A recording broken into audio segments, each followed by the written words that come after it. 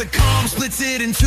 Pattison Ave, where the wild hearts run. Talking sports, games, battles, lost and won. Voices rise, break chains, ignite the flame. Fanatic thunder echoing the name. Ladies and gentlemen, welcome into the Pattison Ave Phanatics Show. I'm your host, Tom Kelly. With me, as always, Alan Andrukavich.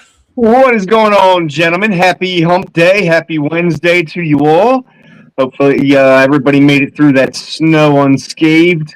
Glad it's over. Yes, sir. Mike Fuji in the building. All the stage is set. Super Bowl 60, New England, and those Seattle Seahawks. How's everybody? Hope everybody's staying warm. Just jumping over from Fuji's Philly Flair. That's an impressive maneuver there. And Ryan Neff jumping in and joining us. Ryan, what's going on, my brother? Yes, sir, my friends. The Hall of Fame, NFL Hall of Fame, just came out with a statement about what happened yesterday. So they are retorting back to all the criticism that they've received. About Mr. Belichick not being a first ballot Hall of Famer, I'm assuming? That would be correct. Wow. So why would that be? I mean, he has very alleged allegations, Deflategate, Spygate, the list goes on, right? I mean, I don't want to take anything away from what Bill Belichick and the Patriots did, but as an Eagles fan... Sounds like you do. As an Eagles fan, 2005 Super Bowl. Did we get robbed of that? Did they, I just, throwing that out there. That was in the midst of all of the things. A little bitterness. I'm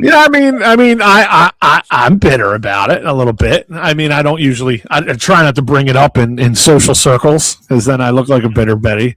But that's one of those ones that'll stay stuck in my crosshairs for all of my duration on this planet. Yeah.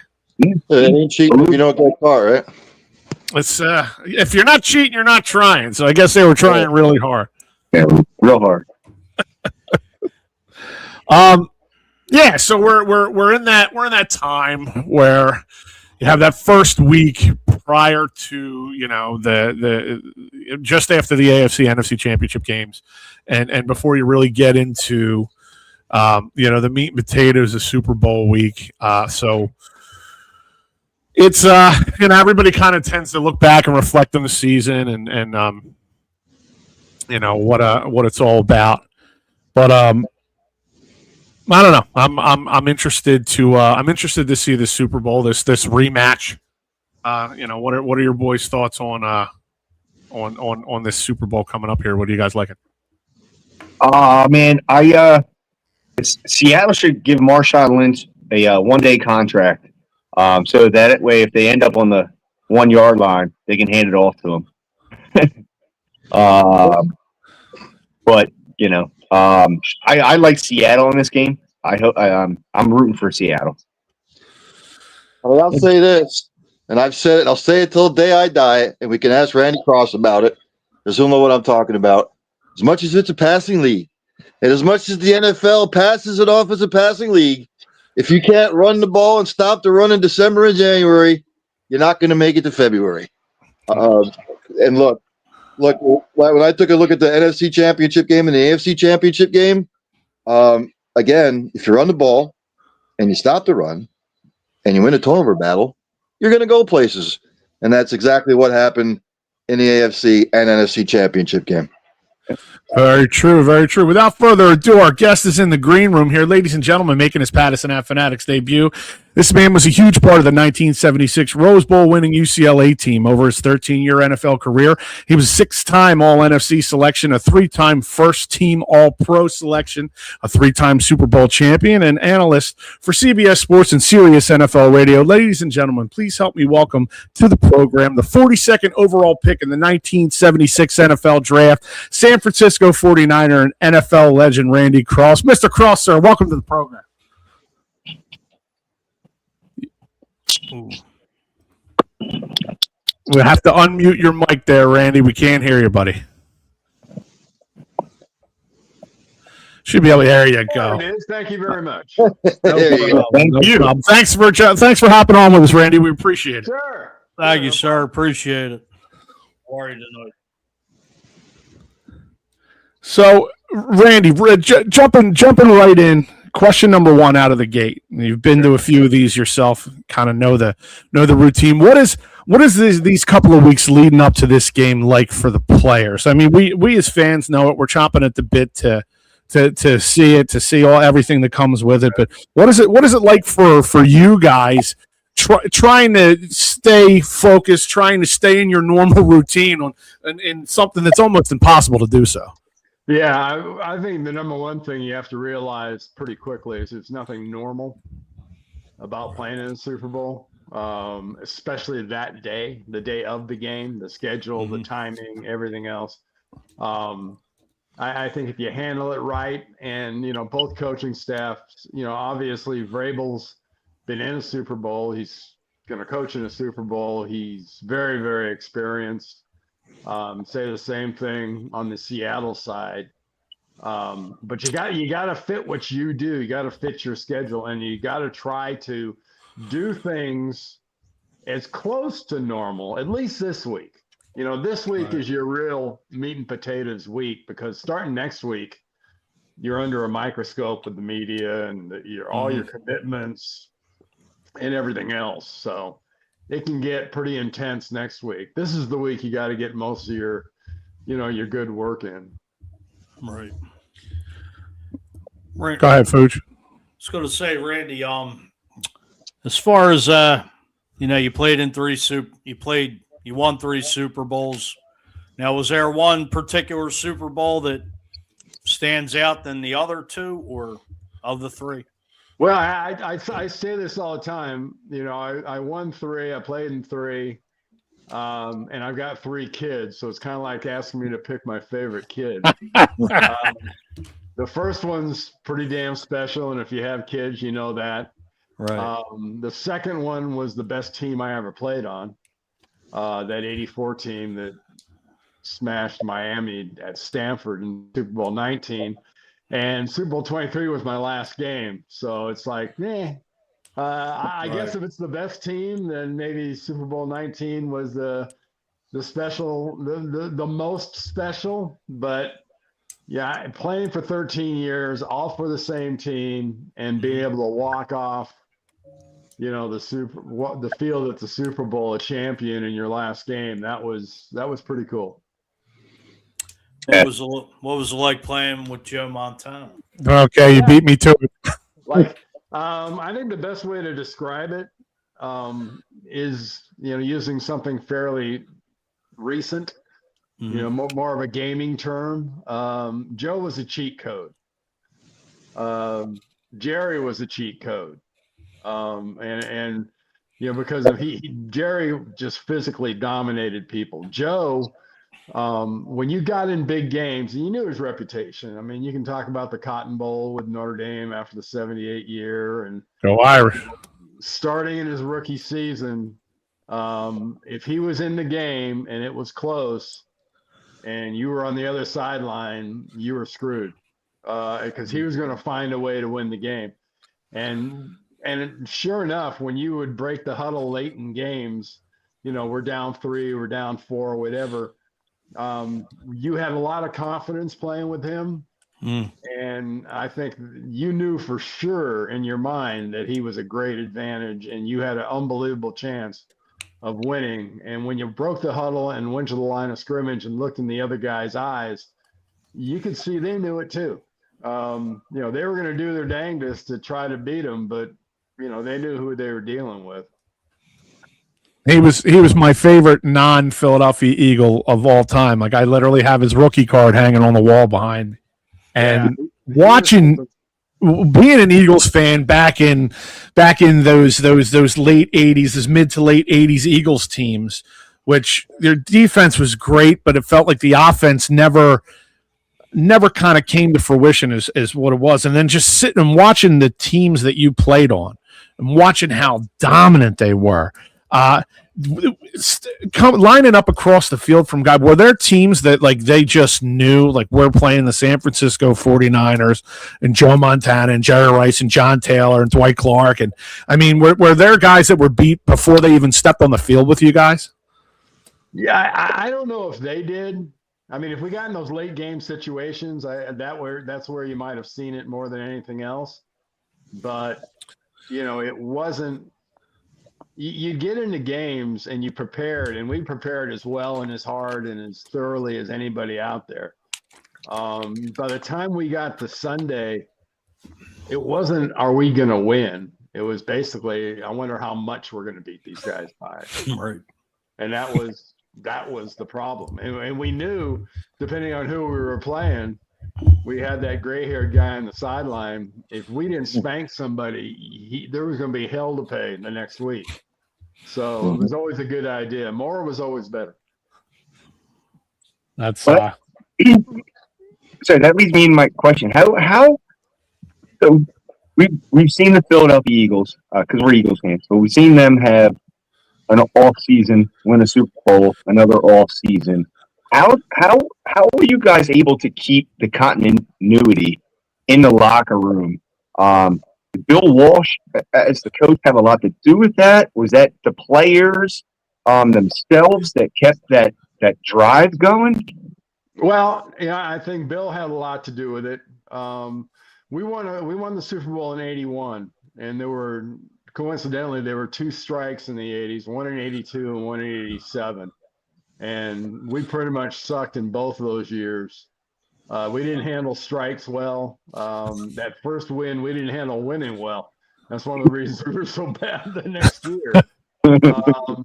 But once we got the thing going, I mean, '82, I think we played 9 games. We were 3-6, something like that. And it's starting the next year. We got to the NFC Championship game. We played the Washington Redskins, and we lost in that game on some kind of sketchy calls late in the game.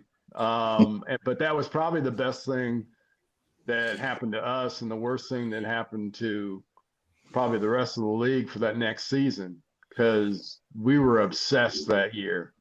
And I think winning, and our idea of winning wasn't having an over 500 record. Our idea of winning was the Super Bowl. Mm-hmm. And until this more recent period, because it's been 31 years now since Niners have won a Super Bowl since '94, January of '95. That was it. I mean, if you didn't win the Super Bowl, you had an unsuccessful year.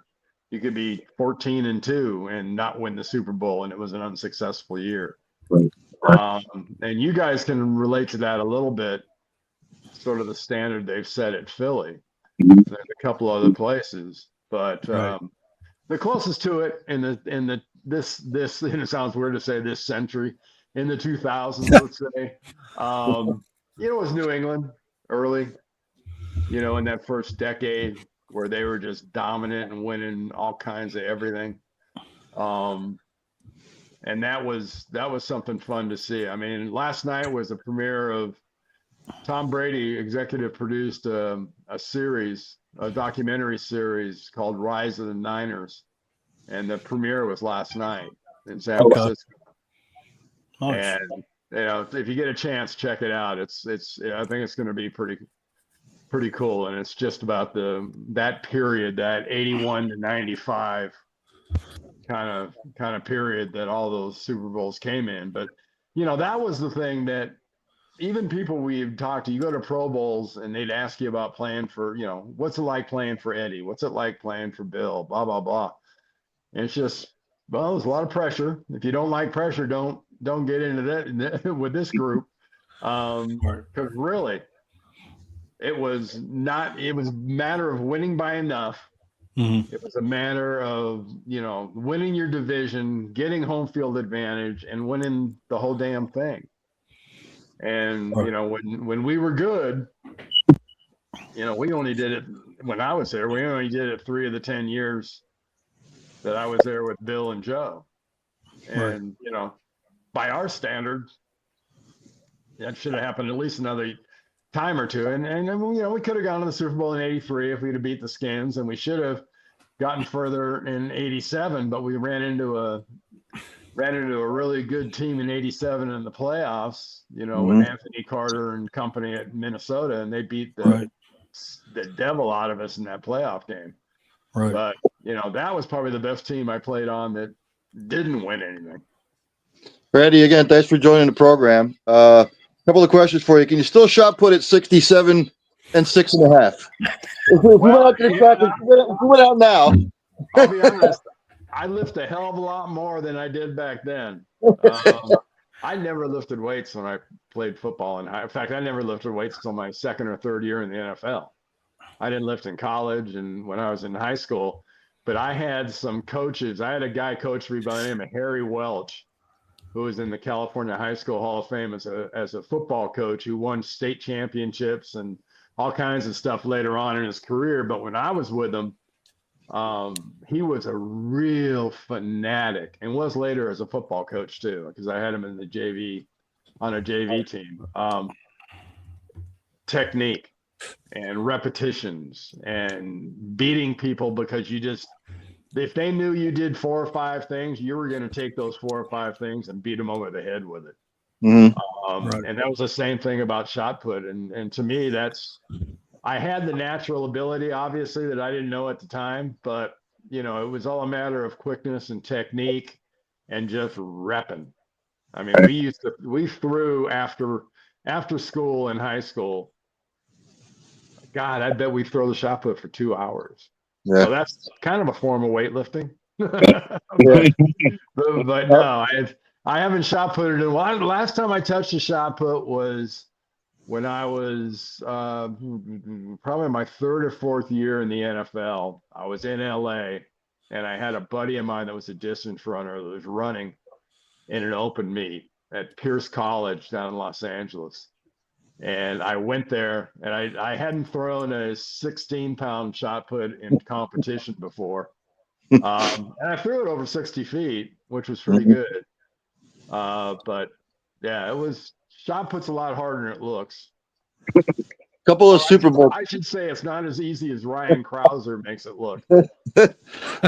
Couple of Super Bowl questions for you here. One, the 81-82 season. Did you guys consider playing Dallas in the NFC title game, kind of your Super Bowl? Because you guys knew you were going to beat the Cincinnati Bengals. Not really. No? No, besides, we had played them earlier in the year, and we beat the crap out of them at Candlestick. And that whole coming week, we heard 2 things from the media. One was, Dallas is saying we didn't face the real Dallas Cowboys earlier in the year, and the playoff Cowboys are a different kettle of fish, if you will. And the other thing we heard about was how many times the Niners had lost in big games in the playoffs, specifically to the Cowboys. I mean, we heard that all the time, like constantly during that week. And we got pretty tired of hearing it, to be honest with you. But yeah, no, it was. We were very confident, and if you ever get bored, look up the box score of that game, and look at the number of penalties and the number of turnovers in that game, both sides. Right. It's considered, because of the catch, one of the classic NFL football games ever. Right. When you look at that box score, you'll be really surprised at the number of penalties and the number of turnovers for both teams. It was crazy. But I'm interested. Just one more question. I'm interested to know 88-89 Super Bowl. Bengals are up. You guys get the ball. You're going to make the drive. Is it true Joe Montana in the huddle said, "Hey, look up in the stands. It's John Candy"? Yeah, it was actually he was on the sideline. He was that's awesome. He was down on the other sideline. We're huddling. We're basically on the goal line in the end zone. Ball's on the 8, and we've got we need a field goal to tie. And, like we're all a little uptight. You're getting ready. And Harris Right. Barton was our second or third year guy at right tackle. And he was strung like a piano. And he pretty uptight. Joe comes in the huddle and sort of looks around and looks down the field and looks over at H, and he goes, "Hey, H, check it out down there. That's John Candy. How cool is that?" That's so awesome. And it's sort of the huddle turns around and looks and goes, "Yeah, it is." And he goes, "Man, it's really cool. Well, here's what we're gonna do." Blah blah blah. He goes right into it. But it was an icebreaker. More than anything else. It was a pretty amazing drive. Hell of a way to finish your career. Yeah. Right. Now, Randy, quick question. Oh, sorry. Thinking of John Taylor. I thought it was John Taylor caught the winning touchdown pass in that game. Yes. Yeah. Yeah. John Taylor and Jerry Rice was the MVP. Yeah. Randy, as far as Dwight Clark with the catch, did you guys know you were on to something big? Just that dynasty starting in the 80s. No, to be honest, no. I mean, it would be. I'd have to lie to you to tell you we knew, that we would be winning that much for that long. Right. Because we hadn't done the previous 2 seasons or previous 3 seasons before that Super Bowl. We were 2-14, 2-14, and 6-10. So we had a point of reference. Let's put it that way. We knew what it was like not to win. And we had more fun allowable by law in a lot of states, but we didn't do a lot of winning. Right. And I think that's one of the things that we eventually kind of caught up to, the whole idea of what it was going to take to be successful. So you were there before Joe got there, and then kind of during his upstart. Was there something about him early on when you guys were like, this cat's just different? From the first practices, we were training camp was at Santa Clara back then. He could just run. He ran the offense, and Steve DeBerg was really good. I mean, Steve DeBerg threw for a lot of yards, threw touchdowns, might throw an interception every once in a while, which Bill hated because quarterbacks that threw interceptions were screwing up his offense, not our offense, his offense. But Joe it was different. He'd get in and run plays, and you knew. And Bill wasn't going to play him that first year.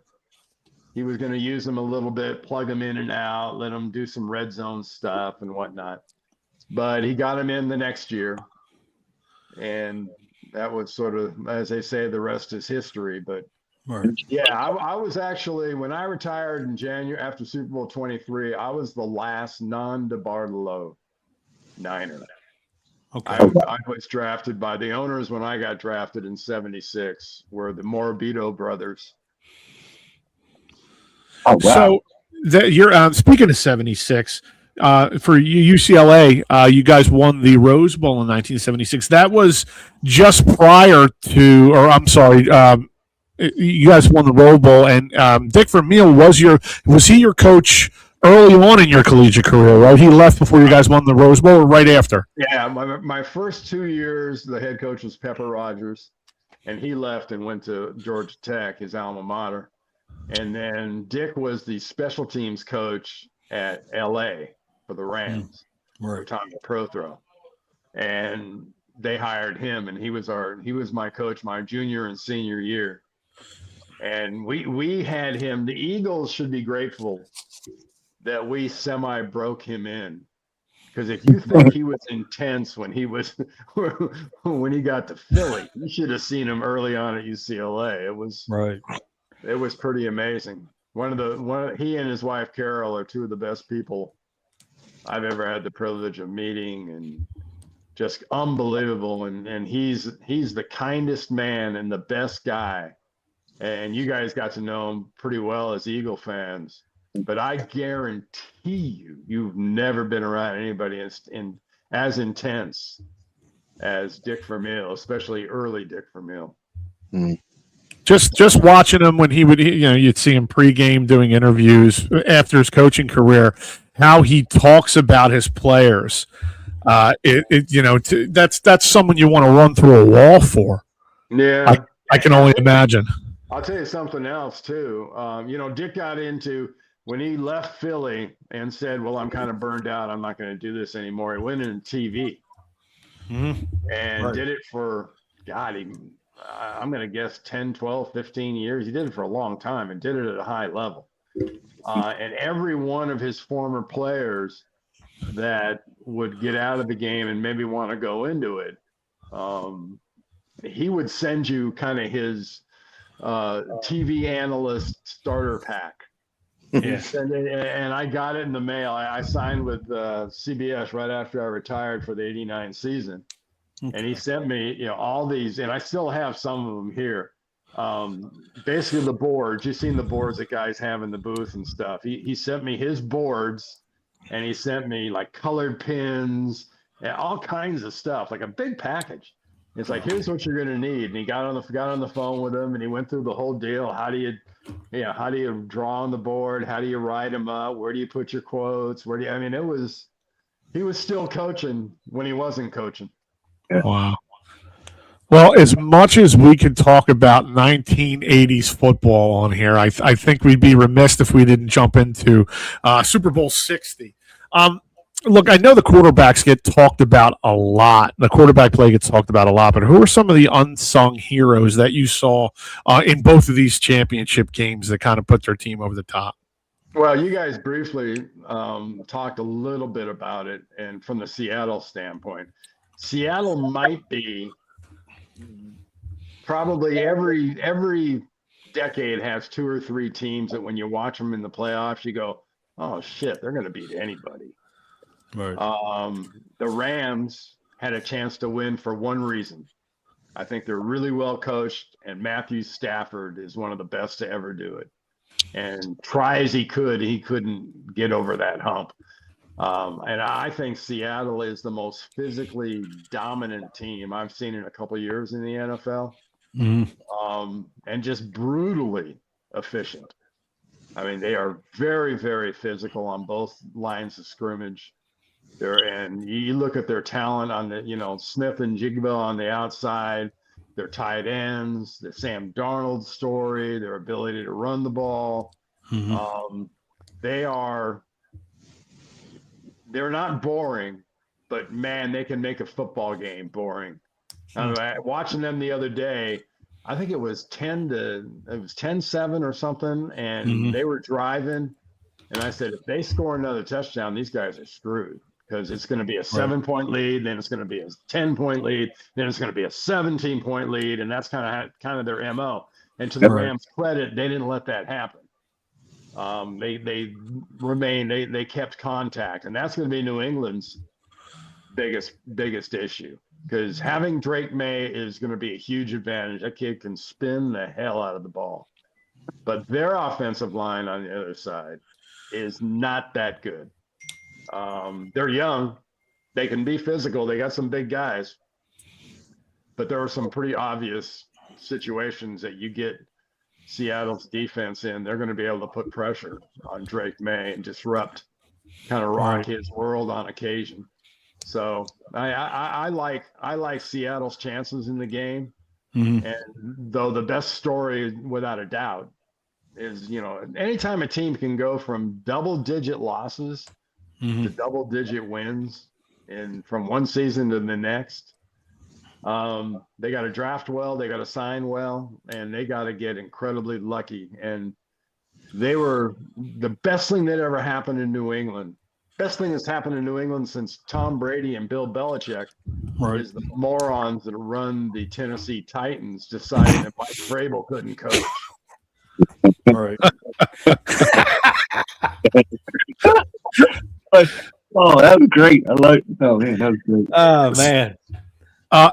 Randy, is Sam Darnold for real? I know it's a weird question to ask when the man's going into the Super Bowl and the season that he had this year, But I mean, wow! It doesn't. It feels like he couldn't have just come out of nowhere, but it really feels like last couple of seasons. I mean, this guy's been unstoppable. Yeah. I mean, I tell you what, I'll form my opinion around an analogy. Did you guys see any of the Niners earlier this year when Purdy was hurt and Mac Jones was slicing up the Was league, lighting it up. doing everything that he did? Mm-hmm. Well, they've got some, Mac Jones and Sam Darnold have something in common. Kyle Shanahan. Mhm. And when Sam Darnold was in San Francisco, I think that rejuvenated his career. That brief association reminded him how much he loved football and reminded him a lot and taught him a lot of things maybe he didn't know. Maybe he'd been told them 80 times, but for some reason it really clicked. So last year when he was in Minnesota and you watched him and he won and he won and he won, and then for some brain fart of a reason they decide that he's not good enough, they might just have to go, in another direction, and he's available for Seattle, and he does the same thing again. I think you got to give credit where credit's due, and you got to really, give props to Darnold to be mentally strong enough to do what he did, but also, Shanahan and his staff and the way they coach football and the way they coach offense, resurrected his career, and I think that's one of the main reasons he's doing what he's doing. Randy, I say this all the time to the fellas, and this is what I'm going to bank my opinion on for the Super Bowl.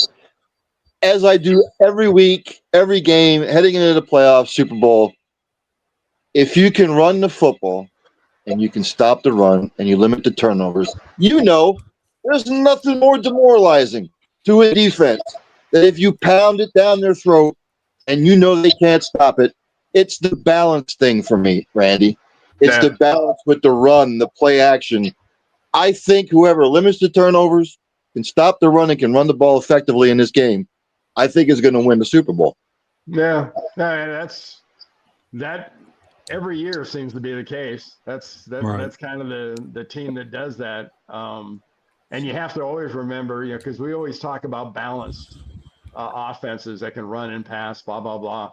And I always make the point, in my opinion, it's the imbalanced team that are the hardest ones to beat. And specifically in this case, Seattle, if they can stop the run the way they can stop the run and force you into long downs, and third down and go after your butt on offense. And then on the defensive side, you're going to struggle, because if they can run the ball, you could get out of a 12, 13 play drive that you might only see one or two passes. It might all be runs. Because that's a lack of balance that they like to thrive on. And if they can get the running game going, they're just going to sit there and they're going to pound it and pound it and pound it. And they're perfectly fine. They know with the defense they have and with their defensive staff, they know perfectly well ending a quarter 7-3 is almost like ending the quarter 10-3. And going in at halftime up by 7 or up by 9 is like going in at halftime by 14 or something, because of the way their defense plays. So, yeah, I'm with you. I think it's meat and potatoes and a whole lot of meat. Right. Good. I have a good buddy of mine who is a massive 49ers fan. He's checking it. So I have to throw him up here. He knows how exciting it was to see the catch on the old YouTube videos, but how was it to see it in person and down the sideline? Yeah, that was. Unfortunately, I had a good view. It was sprint ride option, and that pass is supposed to be thrown over the tight end. Right around there, just a quick little sprint out and bang, throw the pass. And Joe just kept going, and my guy kept going, and Too Tall kept going. So by the time he threw that pass, I was past the numbers, looking down the sideline, and seeing Dwight just come out of nowhere, jumping up like that. I was going to say, from your perspective, did it look like it was sailing out of bounds until the last second?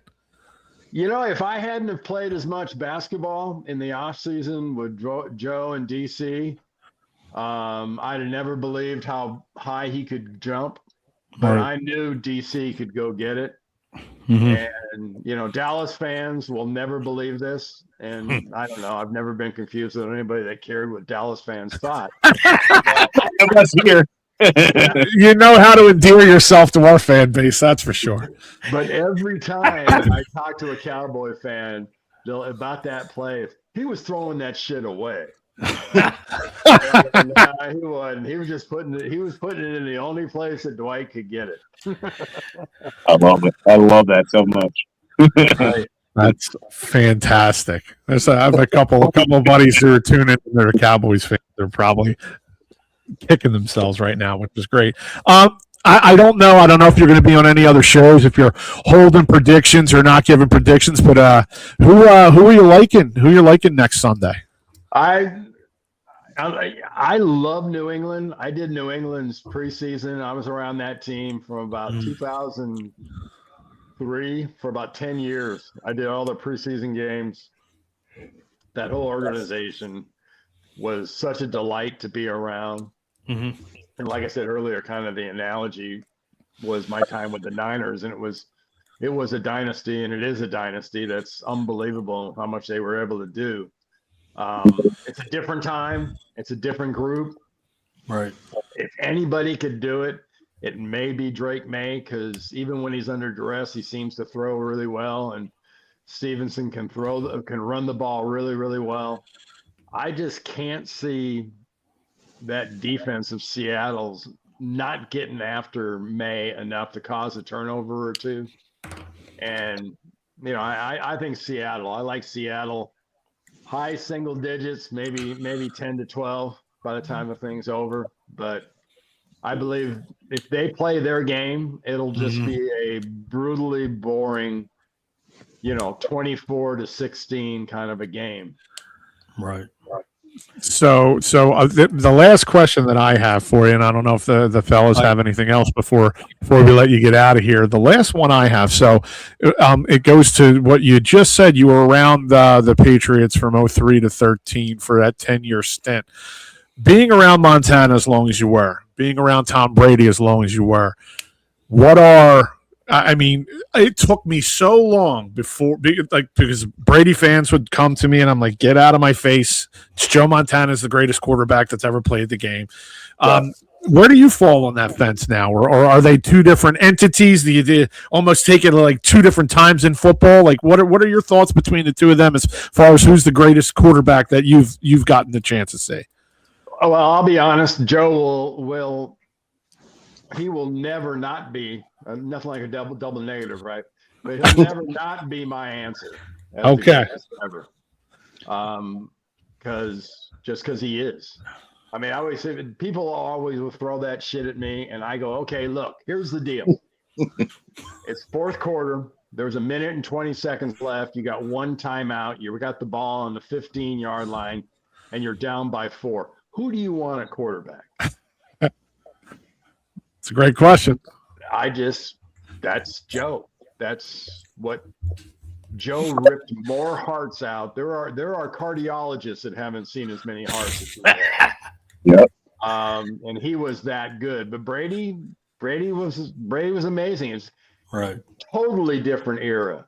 I was just going to say. Totally different. Yeah.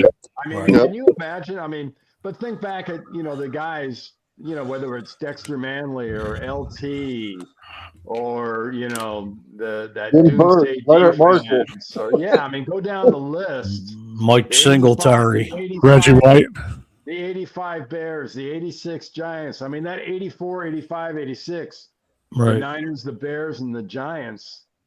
That was his 3 straight dominant teams that physically beat the snot out of everybody, including those other 2 teams. Right. So, we haven't seen that, and we won't see it now. And thankfully, they changed rules. They changed a lot of rules. They changed blocking rules. They changed defensive rules. They can't change a lot of stuff. Right. And I think it protects the players because there would literally be people dying on the field if today's players were able to play by our rules. Yeah. Well, it's the no fundamentals league. That's what the NFL stands for now, Randy. It's the no fundamentals league. They've You are sissified. right on the money. They have sissified the game as well. They have sissified the game. I'm sorry. Yeah. Randy got one more. They've bad bunnied the NFL. Exactly. Exactly. Randy, in your opinion of the modern day football game, who's the best overall head coach in your eyes? I don't think he's going to say Nick Sirianni, Mike. Well, I would agree with that.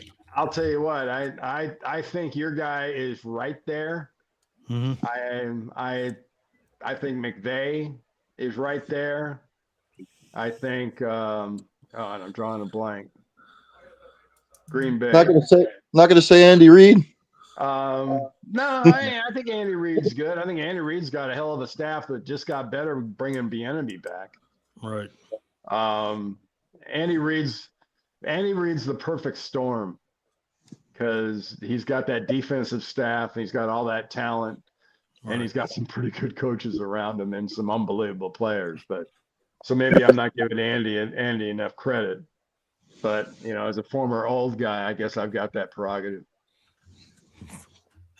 1981-82 NFC Championship game, Randy. Penalty yards. San Francisco 106, Dallas 39. San Francisco turned it over 6 times. The Cowboys turned it over, was it 5? 3? 3. So, yeah, I vaguely remember that game. I watched it on TV. I just remember San Francisco driving, and there was the catch.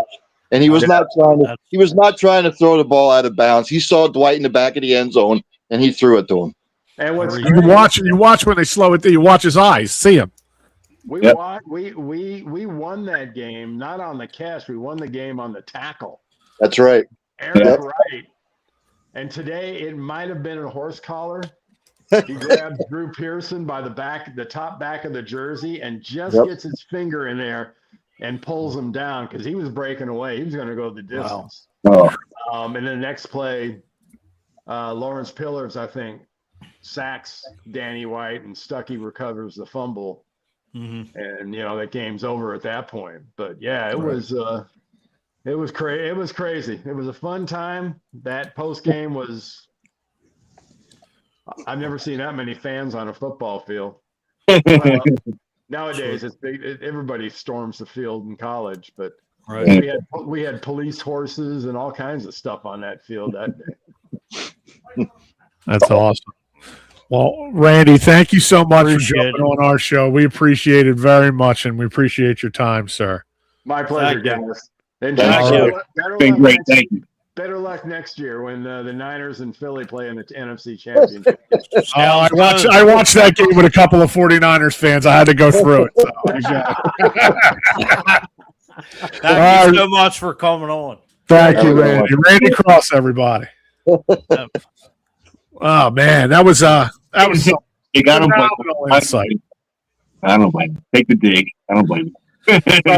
Robish, I'm sorry, brother. I was trying to bounce back and forth. I had to get you up there. Said if it's a shootout, it feels like Drake may beat Darnold. However, he does agree it comes down to who's effective in the run game. And then he said there wasn't the same QB protection for Joe like Brady benefited from. Absolutely. I still remember when Lawrence Taylor obliterated Joe Montana, and he just popped right back up. Oh my God! Yeah, but Montana just popped right back up like it was like it was nothing. Anthony says, "New best rivalry ever." I'll take it. We'll get after it again next year. But I often wonder, what if you were able to take Dan Marino and put him in today's NFL? The guy. He threw for 6,000 yards. 6,000 yards. He threw for 6,000 yards and 70 touchdowns. Yep. It's not even. But if you take today's quarterback and put them back then, like a Brady, they would get destroyed. They would get destroyed. Now you're meant to. So it's tough. This is like the Jordan LeBron. Comparison, two different eras of basketball. The physicality of the 1980s and how football was played. And you said it best, Ryan. They basically they sissified football with all these new rules and everything like that. It's the mentality. So your entire as a player, your mentality would have to change if you would go from today's game back into that game. Yep. And then if you were a quarterback back then to today's game, they would think it's hilarious. Yeah. They basically know they can't be touched. Yep. Imagine Here's the thing. It's football, ladies and gentlemen. They would be dead. You don't want to get hit, and you don't like the way you get hit, then stop playing football. I totally agree with you. And I everybody that I talk to, that I know, that I'm friends with, that I talk sports with and football with, is of the same ilk as the rest of us. They're like, it's football. Yeah. It's one of those. It's the one thing where you should be allowed to hit somebody as hard as you possibly can. I mean, that was when we were kids. That was what was fun about it. Yeah. Today you just play patty cake. That's all. Yeah. And I do I understand to a degree some of the mentality of, with the CTE and all of that. Like, okay, there is some of that, but then that comes down to, to what Randy was saying. It's your execution. It's your, how you put a hit on someone. You got to do fundamentals. Thank you. I was fumbling around for that word for like 30 seconds. It's the fundamentals of football. Hit somebody the right way, and you can hit them as hard as you want. That's why I said it to Randy. Nobody form tackles anymore. No. Nobody's got great blocking technique except for maybe a handful of offensive linemen. There's no fundamentals. Everyone's lowering their shoulder, or they lower their head because they want the big hit. Hey, here's a great perspective. Why don't you, when you're running up to tackle somebody, turn your head to the side, square up, wrap, and drive. Eyes up. You see what you're hitting. Eyes up. See what you're hitting. That's what we were always told that as kids. Eyes up. See what you're hitting. Absolutely. The guy that's being tackled and the guy that tackled, they both drop their heads. Yeah. Yep. Back in the day, you were taught to protect yourself when taking a hit, regardless of position. We should have told Eric Wenzel said, "Why are you skating with your head down?" Yeah. Eyes down, I'll get you killed. Darius Kasparaitis leveled him. No, you remember that? Scott Stevens too, but Kasparaitis laid him out because he was skating with his head down. I know. He was skating with his head down in that Eastern Conference Final game 2, and you could hear a pin drop at that game. Yeah. You want to talk about quarterbacks? What did Marino never have? A ring. Never had a running game. Never had a running game Never had a running game to win. A ring. John Elway didn't win a ring until Terrell Davis. Yeah, even though Marino had Mark Clayton and Mark Duper, not having a running game to balance that out, or to at least make people honest, to keep other teams honest. They could just basically prevent defense because you know what he's going to do, and he still just shredded teams. Marino had Bernie Parmalee and Irving Spuggy. And he still made them look all world without a running game. He had Irving Fryer for a while there too, didn't he? Keith Jackson too. Yeah. He had Ron Heller as his right tackle, I think. Yeah. Right guard. That's good Miami Dolphins knowledge there, Fooch. Nice. Joe Montana named Dan Marino his GOAT, by the way. Best quarterback I've ever seen. Yeah. I had a buddy of mine. We would always get into Montana. Shut up, Food. We would always get into Montana Marino wars. Who's better? And he would always throw into my face that Dan Marino didn't ever run it back. He barely had people to throw it to, and Montana had every weapon you could possibly think of. Yeah, but look at it like this. They're both Italian. So there you go. Hey, there you go, buddy. Are they both Italian? If he can't fight, he sure can cook. Montana doesn't sound like a very Italian last name to me. Oh, yeah. And they're both from Pennsylvania. Yes, they are. They're in Cole County somewhere. Well, they're west. They're west here. No. Yeah. They're rusty here. But It's all yeah. So what are your guys' thoughts going into? We almost got this first week. Well, we're hitting over hump day now, trying to get this first week of the 2 weeks prior to the Super Bowl out of the way. What are you guys thinking as far as your picks? I'm leaning Seattle. It felt like Randy was going to say Seattle too, but I think I'm leaning Seattle right now. I think I'm leaving. I think I'm leaning heavy Seattle. I don't know. They look like the better all around squad, I guess. Whether that comes to fruition on next Sunday, we'll find out. About the professor up there and above you. I don't know. I mean, I'm not going to make my prediction until next week, but I'm sort of going back and forth. Both defenses are stout. But look, I think what Seattle's going to do is they're going to sell out to stop the run. They're going to force Drake May to try and beat them with his arm. Mm-hmm. Other than Diggs, who on the New England's receiving team really scares you? Hunter Henry, like shows flashes. But I just think that Seattle's going to say, look, you ain't running the ball against us. Drake May beats us with his arms. Congratulations. Flip side, New England's going to see a heavy dose of Mr. Kenneth Walker. Yes, sir. They're not going to be able to stop Jackson Smith and Jigba. So if I had to pick right now, I'm not looking at a double-digit win, but I would say right now Seattle wins somewhere in that 6-point to 9-point range, somewhere in there. Like Randy said, like 24-16. Somewhere in there.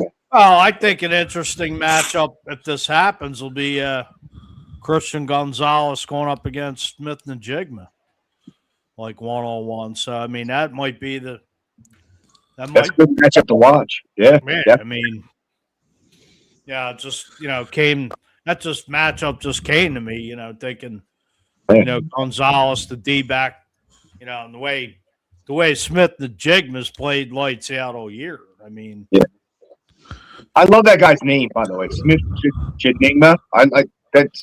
I'd love it if you said it right. Well, I wish I could. It's like trying to say Andrew Cabbage when he can. Oh, this is true. And the cabbage. Anthony Robas checking in. He said, however, you guys made my night. Thank you to my favorite Eagles group. We appreciate you, Ant. I know you're a big Niner, so he's a huge San Francisco 49ers fan. So and how's that go about the 49ers? Bang, bang, what? We got that video floating around somewhere. Okay. Hey, Seattle's third in the league against the rush. New England is fourth. So something has to give on that. How about the pass? Passing game. Glad you asked, Pete. I love that stuff. New England's eighth against the pass. Where are they at? Where's Seattle at? Seattle's 11th. So about even. Yep. So it's a pretty evenly matched game on paper. Yeah. Yeah, but if you go back to that championship game Sunday, I mean I hate to say it, and I thought it was going to be without Bo Nix. I mean that game was just flat out slop. Like, the Rams in Seattle was a damn barn burner. Yeah. Talk about a heavyweight fight going back and forth. Well, you look at New England's path. They played the Chargers, who have no offensive line. Herbert was running for his life, and then they went up against Houston, who had no Nico Collins. T.J. Stroud decided to have a brain cramp, for picks, and then Denver doesn't have Bo Nix. If Denver would have had Bo Nix, now I'm not saying Denver would have blown him out. I think Denver would win that game somewhere in the neighborhood of like 27-20, somewhere in there. So Seattle's going to be at full strength. So we'll see what New England's made of in the Super Bowl, and vice versa. I'm still waiting for the old Sam. If the old Sam Darnold shows up, forget it. We're going to win a football game. Yeah, it's like the Kirk Cousins showing up in the playoffs. Not Man, Kirk Cousins, son of a bitch. You like that? And I'm actually surprised because Do you like that? everybody remembers how Sam Darnold looked the last 2 games of the year last year. He was god awful. That's why they let him go. I've been hearing. We'll spin it back around to some Eagles news, even though I'm sure that makes Ryan not very happy. But I want to spin it back. I've been hearing there's supposed to be some kind of big move or big big week. thing going on. Yeah, next week. What Adam Schefter on 97.5. I think it came out today. Yeah. So what are your thoughts on that? AJ Brown. Say, I heard something. I don't know where they're coming up with the A.J. Brown thing, but they said something that might be better off trading A.J. Brown after June 1st with the cap thing. Yeah, probably. you still take a cap hit. It's just not as big Yeah. after June 1st. I think they said if they trade A.J. Brown, it's only going to cost like $7 million against the cap. Yeah, I forget what the logistics are, but I know if they trade them before June 1st, they're like in the negative. They're like negative $20 million. Yeah. They're in the negative regardless. It's just how far in the negative do you actually want to be? You guys. let's get an offensive coordinator first. Yeah, you guys don't think they're like this big thing next week has anything to do with Nick Sirianni, do you? That crossed my mind earlier. I don't. We talked about this a couple of weeks ago, and I got the question: is Nick on the hot seat? And you fought me. I think who I did? I think him and Hurts are on the hot seat. I can't see why though. If they make a move away from Sirianni, when all the guy's done is gone to the playoffs and a couple of times to the Super Bowl. Yeah, but who are you going to bring in? It doesn't make sense to me. Now, have they been right in making these decisions before, moving on from Doug Peterson a year removed from winning the Super Bowl? I mean, yeah, but it just on the surface it doesn't make any sense to me. There would have to be some underlying reason that we're not hearing about. I don't, Nick stomping his feet on who he wants to bring in or something to that effect is where they would force him to make this move. If that's the case. The fact that no offensive coordinator wanted to come to Philly might have been the swaying vote. I don't know. Yep. And now that leads me to my point. Now, is that Nick or is that Jalen? Right? They don't. The offensive coordinator either thinks they can't coach Jalen or they can't work with Nick. So what happened in Miami? Right? I mean, Mike McDaniel was the coach. He was forcing Miami to get rid of him by benching Tua. And eventually they looked at Mike and said, see ya. Goodbye. So yeah, I want to say this. I think whoever they bring in, after losing in the wild card, and if they don't show up, if they get knocked out there or divisional round, it's got to be NFC Championship or Super Bowl or bust and bye-bye. Because, you got the highest paid offense in football, and there's no excuse for it. All right. Anthony's saying we've seen a lot of head coaches get the axe that probably shouldn't have. I think you lost the respect of the team and franchise. I mean, it's possible, but it's, again, the lack of interest in the OC position is, I'm not going to say alarming. It's not alarming yet, but it's raising some eyebrows for sure. Well, I mean, not to call you up, but you got other offensive coordinator positions out there too available. The Ravens, there's the Giants. I don't even know if they even named got a guy from the Ravens position open in Buffalo. And there's go ahead, Alan. I'm sorry. Say they got a head coaching position in Buffalo, right? They hired Joe Brady officially. Yeah, Joe Brady got hired yesterday. I mean, you still got the Raiders job and you got the Cardinals job vacant. See, the OC position here, there's no happy medium. You're either gone the following year because you got canned because they blamed you for the an inept offense, or The offense did great. You guys made a deep playoff run or a Super Bowl run, and you're now a head coach of another team. There's no happy medium where you keep an OC like you keep a DC in this town. It's never worked that way. Well, let's face it. I mean, this is why I'll never see a big-time name coach come here, because Howie and Jeff are running the show. Yeah, no, they won't allow that anymore. No, not since, Chip Kelly burned Jeff. And, you give Sirianni credit where credit's due, but the guy's a CEO. I mean, you're offering autonomy of the whole offense, as they've been saying. Vic's over there with his defense. He's fine, taking care of his thing. Who's going to come like Kellen Moore? And he hightailed out of here to New Orleans after winning the Super Bowl. You got it. Well, look, that's going to do it for us tonight, folks. I want to thank Randy Cross for coming on. We really, really, really appreciate it. It's a lot of great insight there into this upcoming Super Bowl 60 and looking back to some of those Niners days. But for Alan Andrukavich, for Mike Fuji, and for Ryan Neff, I'm Tom Kelly. This is the Pattison Ave Phanatics Show, and we're out of here.